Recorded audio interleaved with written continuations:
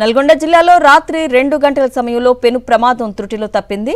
చిట్యాల మండలం పెద్ద కాపర్తి గ్రామ శివార్లో NH65 పై హైదరాబాద్ నుంచి విజయవాడకు వెళ్తున్న ఓ ట్రావెల్ బస్సులో అకస్మాత్తుగా మంటలెగిశాయి. బస్సు ఇంజన్లో సాంకేతిక లోపం కారణంగా మంటలు చెలరేగినట్లు తెలుస్తోంది. ప్రమాదాన్ని గుర్తించిన డ్రైవర్ వెంటనే అప్రమత్తమై బస్సును రోడ్డు పక్కన ఆపేయడంతో అందులోని 36 మంది ప్రయాణికులందరూ సురక్షితంగా బయటకొచ్చారు.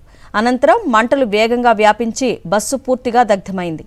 ఈ ప్రమాద ఘటనలో ఎలాంటి ప్రాణ నష్టం జరగకపోవడంతో అందరూ ఊపిరి పీల్చుకున్నారు.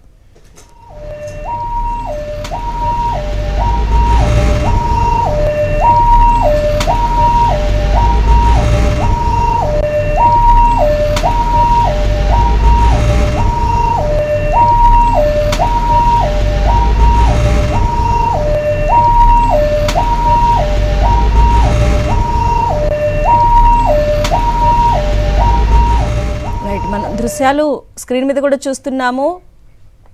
నల్గొండ జిల్లాలో రాత్రి 2 గంటల సమయంలో పెను ప్రమాదం త్రుటిలో తప్పింది. చిట్యాల మండలం పెద్ద కాపర్తి గ్రామ శివార్లో NH65 పై హైదరాబాద్ నుంచి విజయవాడకు వెళ్తున్నటువంటి ఓ ప్రైవేటు ట్రావెల్స్ బస్సులో అకస్మాత్తుగా మంటలు ఎగిసిపడ్డాయి. బస్ ఇంజన్లో సాంకేతిక లోపం కారణంగా మంటలు చెలరేగినట్లు తెలుస్తోంది. అయితే ప్రమాదాన్ని గుర్తించిన వెంటనే డ్రైవర్ అప్రమత్తంగా ఉండి బస్సు పక్కకు ఆపేసేయడంతో అందులోని 36 మంది ప్రయాణికులందరూ సురక్షితంగా బయటకొచ్చారు. అనంతరం కొన్ని క్షణాల్లోనే మంటలు వేగంగా వ్యాపించి బస్సు పూర్తిగా దగ్ధమైంది. ఈ ప్రమాద ఘటనలో ఎలాంటి ప్రాణ నష్టం జరగకపోవడంతో అందరూ ఊపిరి పీల్చుకున్నారు.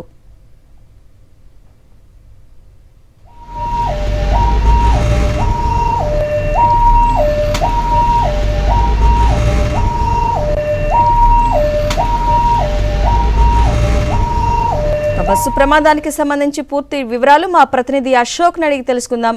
అశోక్, చెప్పండి, అసలు బస్సు ప్రమాద కారణాలేంటి?